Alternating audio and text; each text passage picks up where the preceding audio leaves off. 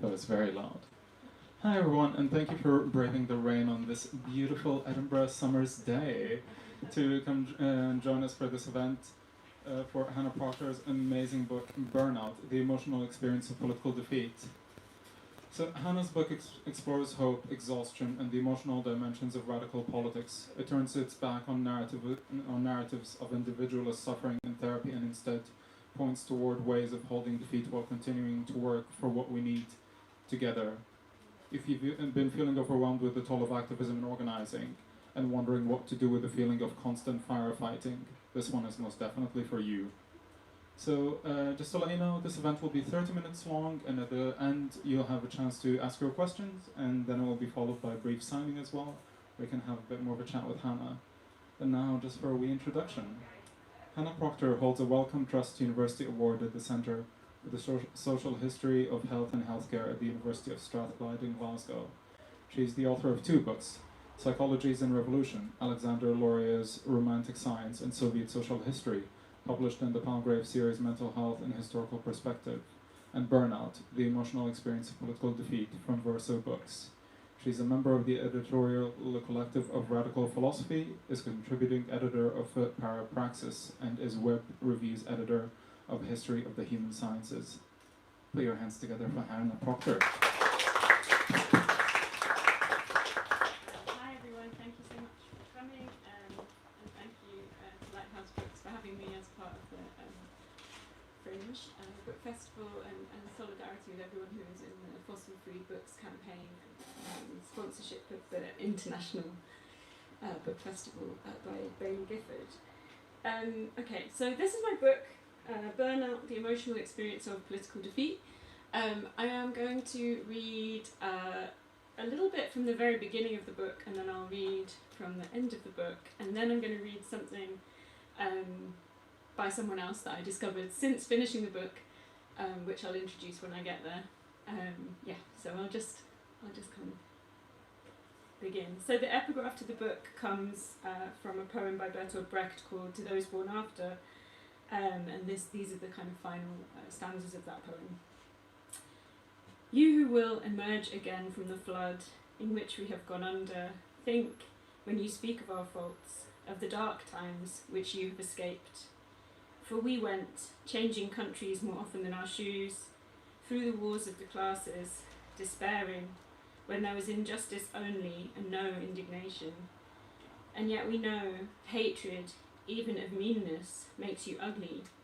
Anger, even at injustice, makes your voice hoarse. O we who wanted to prepare the land for friendliness, could not ourselves be friendly. You, however, when the time comes, when mankind is a helper unto mankind, think on us with forbearance. Okay, so then this is just the very, very opening kind of page of the book. Change is hard. Living under capitalism can be physically damaging and mentally draining. The harms it inflicts are unevenly distributed. Overturning prevailing social and economic conditions is necessary and urgent, but change is hard. It's hard to change. People shaped by the societies they've grown up in transform in the process of trying to change them. Breaking with habitual rhythms to organise collectively, forging solidarity with others against a common enemy, or gathering in the streets to fight injustice can alter lives forever, but struggles don't always continue. When movements are crushed, strategies fail, solidarity crumbles, energies wane, people turn on one another, or groups reproduce the oppressive dynamics of the structures they are fighting, the dejection incurred can be as psychologically profound as the elation that preceded it. Trying to reform, let alone overturn, the existing state of things can inflict its own mental wounds, especially when movements end in defeat or retreat. So my book is an attempt to think about certain experiences of political defeat, disillusionment and despair in historical perspective. Obviously it's not an attempt to be an exhaustive account of such things, it's kind of guided by my own sort of subjective interest to some extent, but I structured the book around, rather than structuring it around particular movements, I decided to structure it around concepts, which is a pretty gloomy litany, which you'll see the chapters are called Melancholia, Nostalgia, Depression, Burnout, Exhaustion, Bitterness, Trauma and Mourning. Someone actually in a response to my book said something that I hadn't really noticed, which he was like, it gets worse as it goes along. Wasn't my intention, and I really hope that me reading out this list of words doesn't make it sound like really, really, really grim. I mean, it is, to some extent, an attempt to kind of not shy away from thinking about really difficult and sometimes very extreme traumatic experiences, historical experiences. I also do talk about more mundane forms of kind of, I guess, ordinary unhappiness, to steal Freud's term. So it's not also attempting to say that all of these things are the same as one another. The book kind of emerges from my own, I suppose, feeling like these were things that seemed to come up again and again and again in different kind of small political groups or in bigger kind of political struggles, and it seemed to me that maybe it would be interesting to try to historicise some of these experiences. Obviously I've done that in a very partial way, but that was kind of the impulse for writing the book. I was reading a book by Sarah Marcus called Political Disappointment, which has some overlaps with my own book, and in the introduction she says that she was working on the book for years and years, and at whatever point she told someone she was working on it, they said, "Oh, that seems extremely timely." And I think it's true that whatever moment, it always feels like there's kind of different, I mean, depressingly, different contexts or different kind of moments that it feels kind of sadly that these sorts of issues come up. So, but I have to say that the origins were actually multiple rather than it coming out of a single experience. Okay, so I'm going to just read now from the conclusion. So the conclusion kind of is a sort of me trying to wrestle with the fact that I came to finish the book and I felt like I wanted to write something that was very hopeful, and it felt like it was a bit disingenuous, having sat with all of these very, very difficult experiences, and I felt like I knew I kind of felt like I was able rhetorically to produce a optimistic kind of ending, but I felt like it wasn't quite, I don't know, it just felt a bit disingenuous. So in the end I ended it with an afterword that's not really a conclusion, that's kind of more fragmentary, it's kind of fragments, and it's sort of me trying to work through some of those feelings of sort of difficulty and ambivalence that I was left with at the end. Sometime in the middle of a long pandemic winter in lockdown, I lost all sense of why I was writing this book. That is to say, I lost all sense of hope.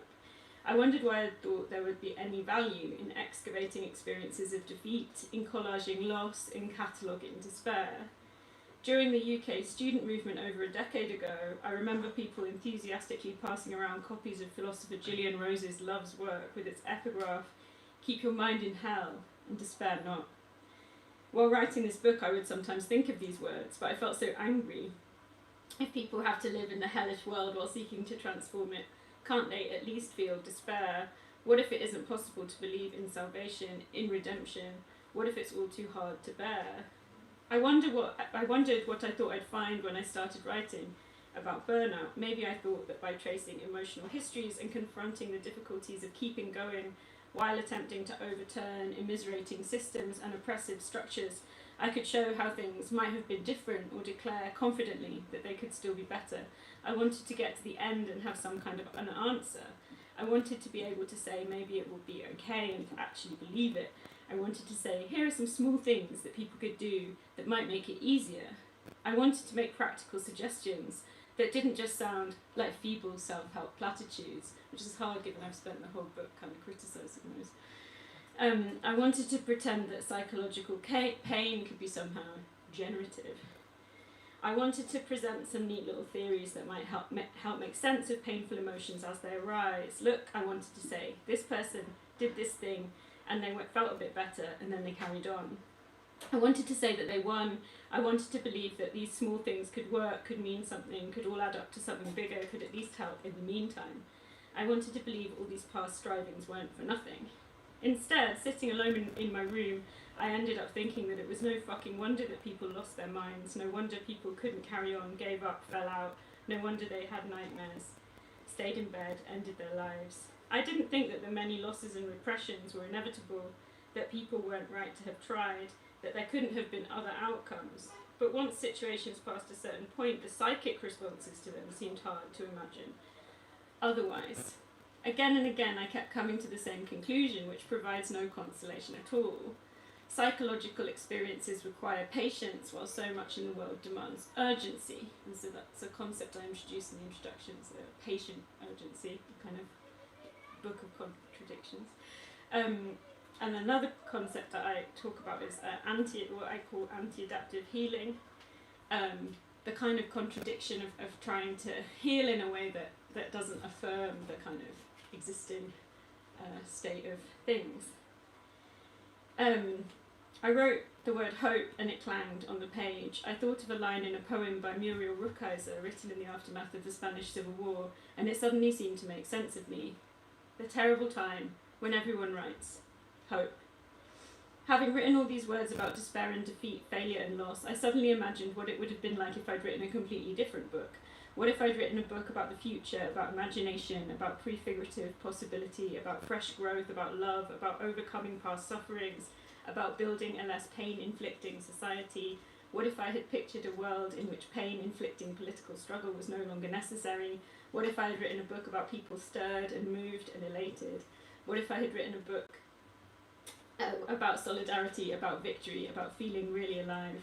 What if I'd written a book about abolishing the family, private property and the state, about tearing down prisons, about societies without police? What if I'd written a book about what it feels like to pour forth onto the streets, what it feels like to win, what it could feel like to live otherwise?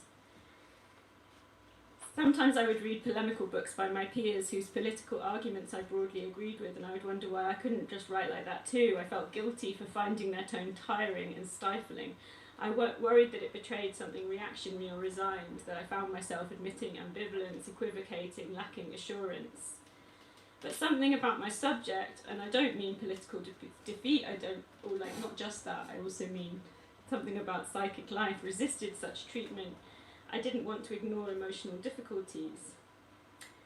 And then at this point I read this book by Hannah Black called Tuesday or September or The End, which is a kind of reimagining of the recent past of social democratic campaigns and pandemic and anti-racist uprisings, that's also a vision of an alternative near future. The characters Dog and Bird, who are in a romantic relationship, embody a tension between reform and revolution. These two positions seem to me to be able to be mapped onto the tension between patience and urgency that I found myself crashing into over and over again. She narrates the two modes as interdependent, mutually reinforcing. This is a quote from her book. Dog wanted Bird to be a hopeless insurrectionist, so that he could feel his own secret fidelity to sudden transformation still alive under layers of pragmatism and policy.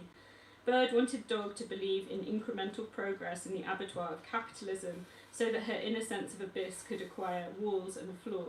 Bird searched in Dog for ground, and Dog searched in Bird for lightness and fire. Their difference was binding and animated their love, which was sometimes exhausting and mundane, with the five-fingered chords of world history. Even the ultimate lightness and fire of love can be tiring and mundane, and love requires work. At the end of the novel, riots erupt. In the crowds of people emerging from pandemic-induced isolation onto the streets, Bird briefly forgets to dwell on her past and experiences the rush of riot as medicinal and magical.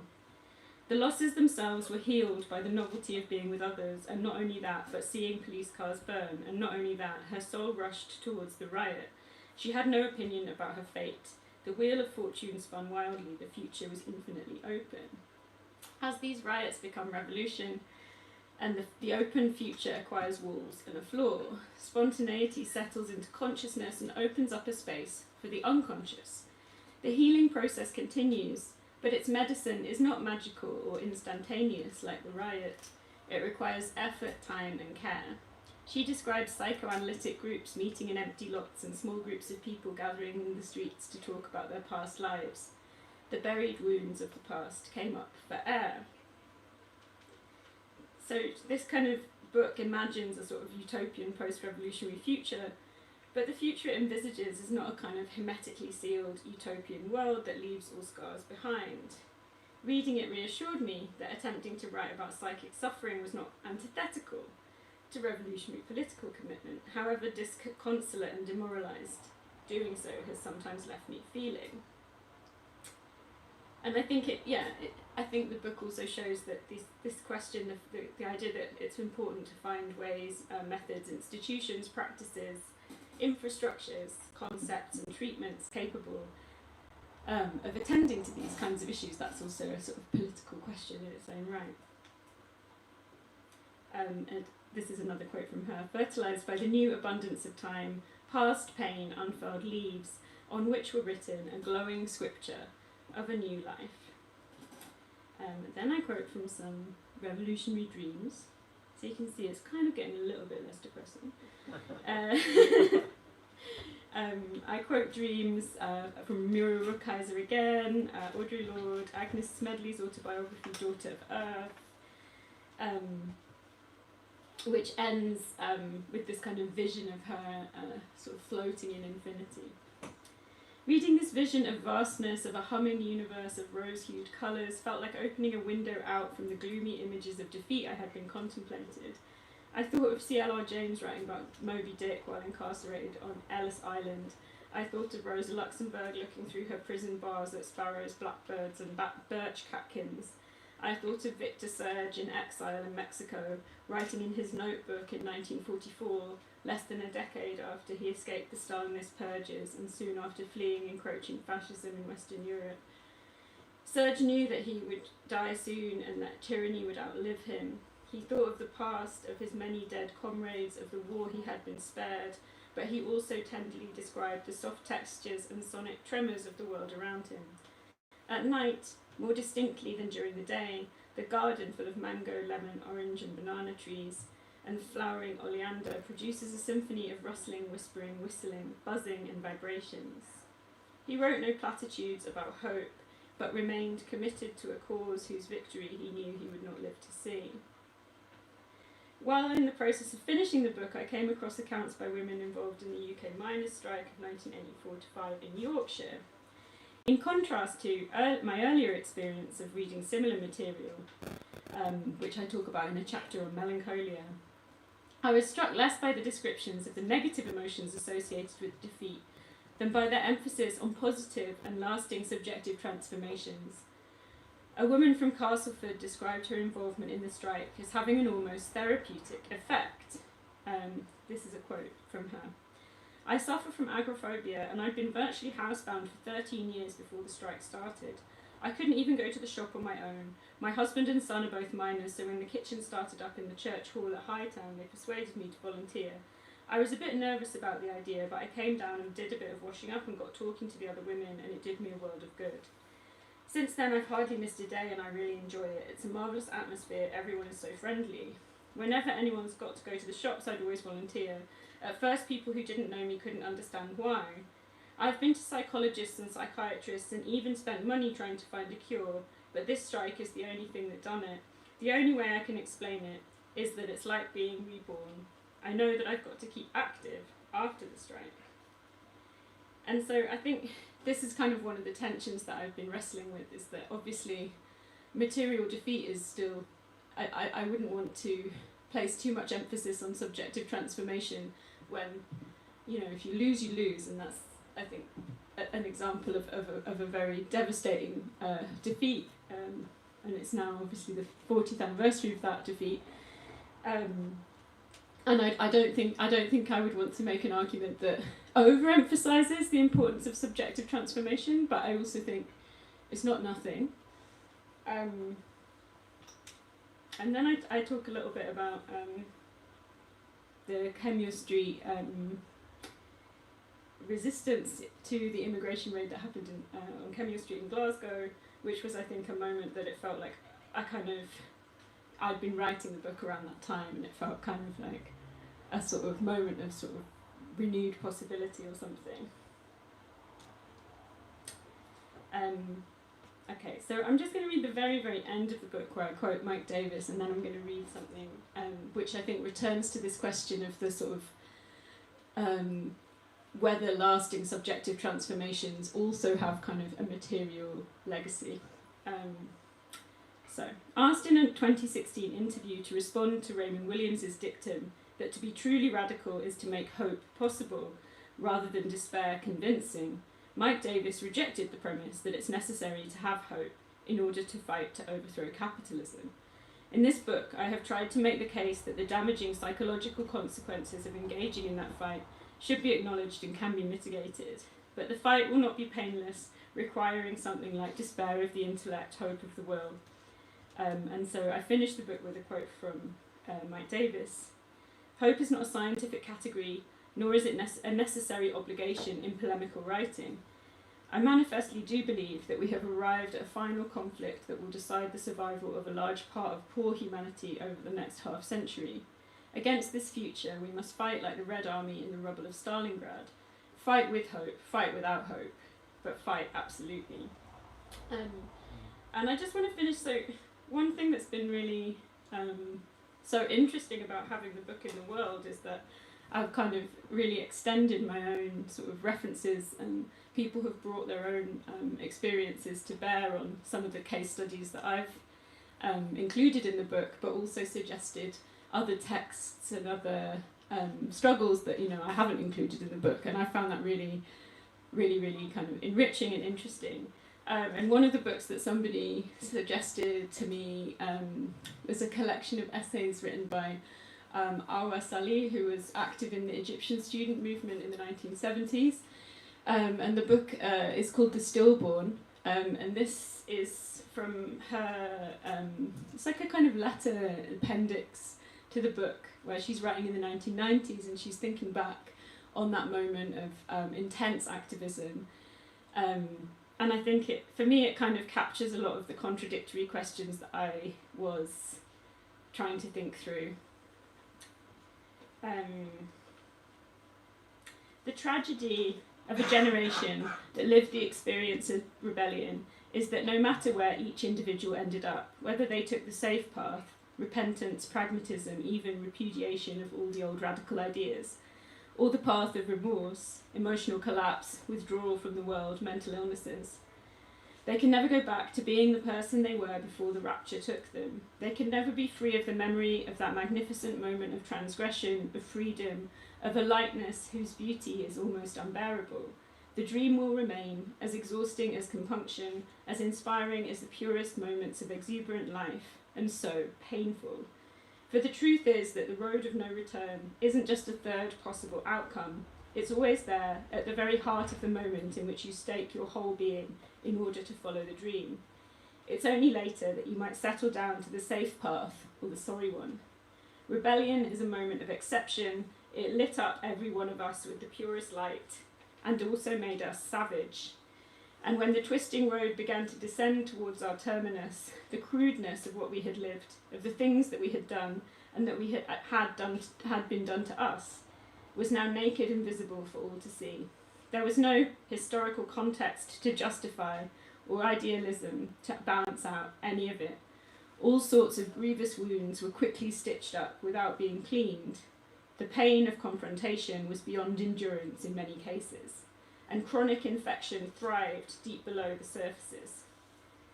This is the price that some of us continue to pay till today, even in the most intimate of our relationships. We cannot escape the pain, and we keep circling the crime scene, damned souls, despairing of pardon. And yet I can't help but wonder if it's all that's really left of our old dream is a shattered illusion in a cache of battle wounds. I'll say it again, that I don't think it's possible to give anything but individual answers to this question. For us, our generation as a whole, there is no answer. Okay, I'll leave it there.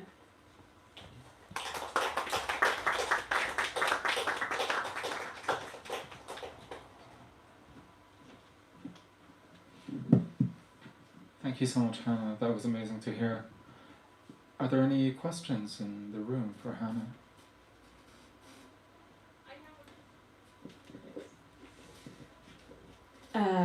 Thank you so much for that. So I've read the book, and congratulations, it's an absolutely fantastic book, actually recommended by Mo.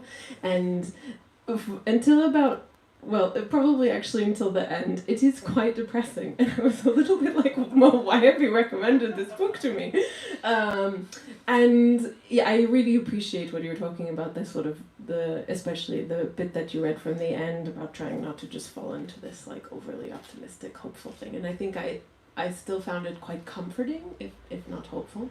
But the question that I wanted to ask is, and it's really irritating because I'm trying to remember where I've just encountered this specific text that's prompting the question. But it was, and I can't remember, but it was someone talking about how many of the emotional difficulties that come maybe also from structural concerns around organizing, less than like specific instances of the aftermath of political defeat, are connected also to the structures of organizing. And the thing she was specifically saying was the idea that we're kind of constantly trying to replicate like friendship or family-based structures in organizing structures, and how that creates a lot of problems, specifically around the emotional fallout. And yeah, since you've done so much amazing work collating and analyzing all of these case studies and all of these examples, I was sort of wondering, and this is where the not that well formulated part of the question comes from, I was sort of wondering maybe if you have any reflections on that idea of like this desire to recreate family and friend structures within organizing structures, and how that contributes to some of these damaging emotional experiences, and then also maybe if there's some more positive spin on that you can see. Thank you. Yeah, I think it's a really interesting question. I mean, actually the starting point for me writing the book was that I came across this pamphlet by some people who were involved in a group called Red Therapy, and something that really struck me about talking to some of them was that it wasn't that they tried to reproduce certain structures, it was that they were attempting to kind of live differently. Like, I think that they talked actually in quite moving ways about some of the difficulties they encountered when they were trying to, raise their children collectively, and how, I suppose another thing that I'm interested in, which again is maybe somewhat, it's not exactly the same as what you're bringing up, is or something that I've been quite interested in. I wrote a piece a few years ago with my friend Lara Napsi-Gogati called Communist Feelings, and we were thinking about the aftermath of, we wrote about Vivian Gornick's Romance of American Communism and Doris Lessing's The Golden Notebook, which both respond to this kind of post-1956 moment where people in the Communist Party in the West left the party en masse, and the kinds of mourning that they experienced sort of in the aftermath of that. And I think one of the things that we were interested in there was how friendships and romances formed within political groups could feel distinct from friendships formed elsewhere. And that's not just that like being a comrade is different from being a friend, which I guess is one thing, but also like the very deep friendships that were formed were somehow imbued or tied up with the kinds of political ideals, I guess, that had formed within a particular movement. And so it wasn't that those friendships weren't the same actually as friendships that were formed in different contexts. And I think, but sometimes it would also be quite hard for people to then retrospectively kind of untangle those kinds of things. And I think one of the things that then I think about in this book, which is slightly different again, is more like how can people end up being so cruel to one another within particular contexts. And something that some people have asked is like, there's nothing distinct about this is just the same in all different groups or whatever. But I don't know, I think there are certain things that can feel that are quite that aren't just identical regardless of whether you're in a political organising group or in like a choir or whatever. Do you know what I mean? I mean, and so I don't know. That doesn't really answer your question, but I guess there is a sense maybe one of the things that I don't talk about so much in the book, but perhaps in certain forms of kind of party structure where there is a more like formalised organisation, that then someone leaves or it collapses or whatever, there's certain forms of kind of structures, and it's a whole kind of world, a social life, everything, it can be. And obviously people aren't in that just because they join that because of their political convictions, but it also gives all of these other things, and I think, I guess I've been interested in how, like the kind of, I guess, the sort of emotional investments in that kind of aspect of or how, I suppose I've always been more interested in the interpersonal, I suppose, within political context than in the personal, and I think in the sort of emotional aspects of interpersonal relationships, because it seems, I don't know, just anecdotally, it seems like often where really major emotional issues arise, it's usually is interpersonal rather than just personal, or the things that can be most difficult and hurtful.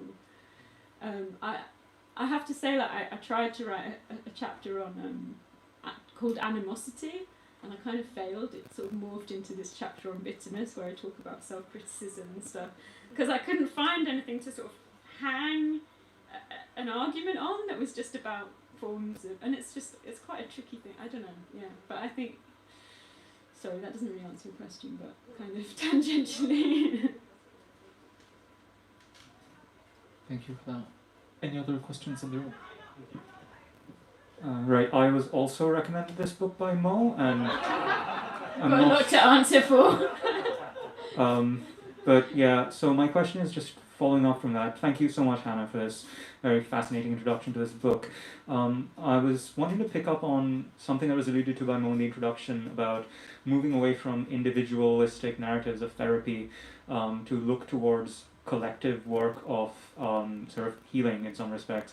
And just picking up from what you just talked about in terms of interest in the interpersonal, I was wondering what your reflections would be on how the work of dealing with this kind of emotional harm is collective, because there have been so many organizing spaces where I have encountered very white appropriations of ideas of pleasure activism, or like the works of Adrienne Marie Brown or Audre Lorde, to justify individualistic hedonism as if it were a radical act, in a way that was detached from collective organizing and mobilizing as well.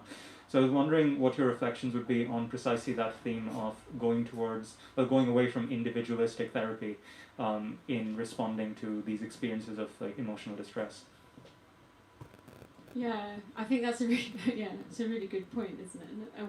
Ways that people can justify anything as like, well, this is political in a certain way, when maybe it isn't.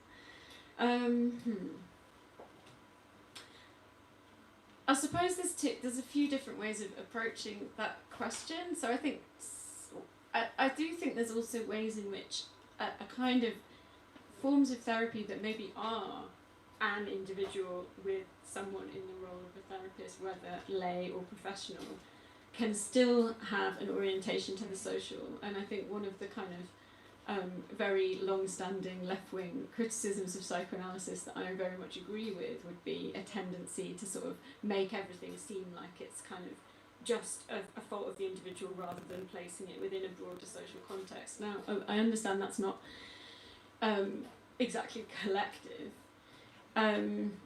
I think there's a lot of things that I feel like I wish, there's sort of like, there's kind of like little footnotes probably in the book where I'm like, I kind of think I should probably have talked more about this. So I think, for example, the group Pinko in the magazine, it's a gay communist magazine in the US, have put out something recently which is about the history of accountability processes, for example.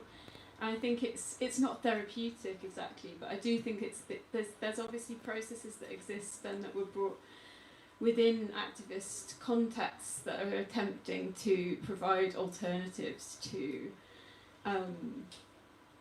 existing sort of forms of. I mean, that's obviously slightly different from therapeutic. And I guess my interest in self-criticism also came from that perspective, because I think I'd read a lot about, left-wing psychiatrists who maybe were interested in group therapy, for example. But I was like, well, actually, there are these practices that emerged within political groups that were interested in transformation of subjectivity in a certain way. So I guess maybe, one of the things that I feel like maybe that I'm also not like doing that directly is I suppose it would be possible to also identify the ways that certain kinds of forms of more radical work can get almost like turned into a more individual self-helpy kind of idiom, which I think is maybe what you're kind of describing, and you see that happen with the sort of memification of someone like Audre Lorde, right? Like like little sort of statements are taken out of context, and then circulate as almost like inspirational quotes that kind of take the work out of the context of a more a political struggle. I did actually have something in there about that, about her, some of that kind of work. That but again, sorry, it's not really much of an answer to your question, but I guess it's one that I'm still thinking about. Thank you so much for that. Any more questions in the room?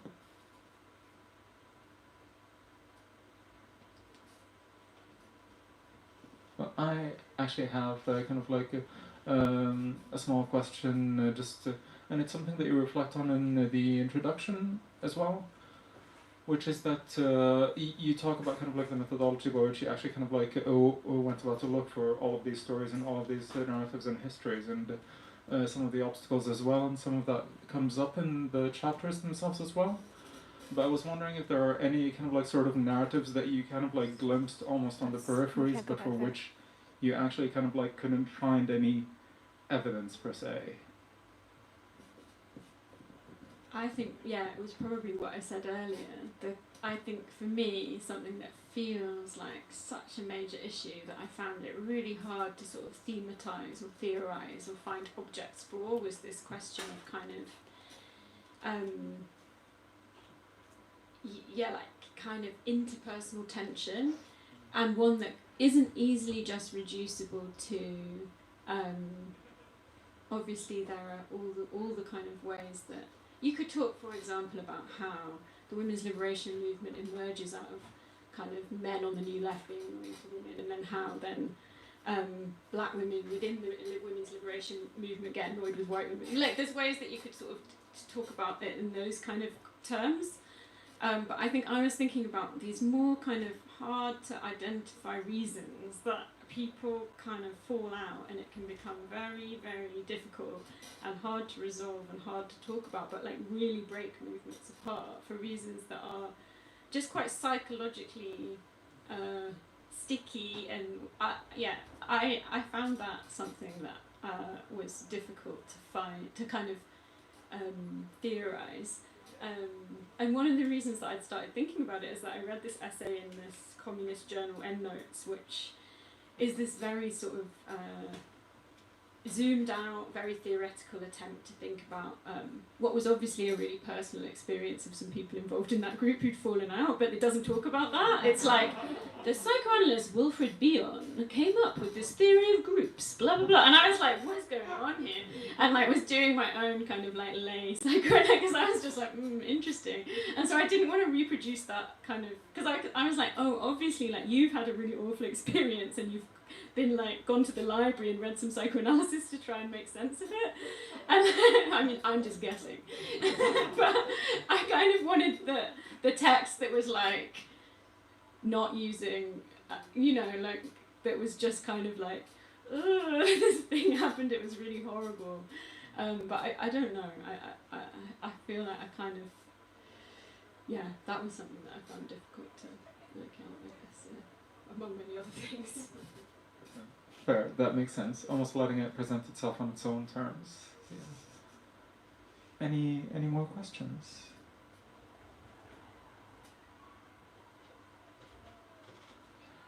I mean, in that case, can you please put your hands together for Hannah one more time? And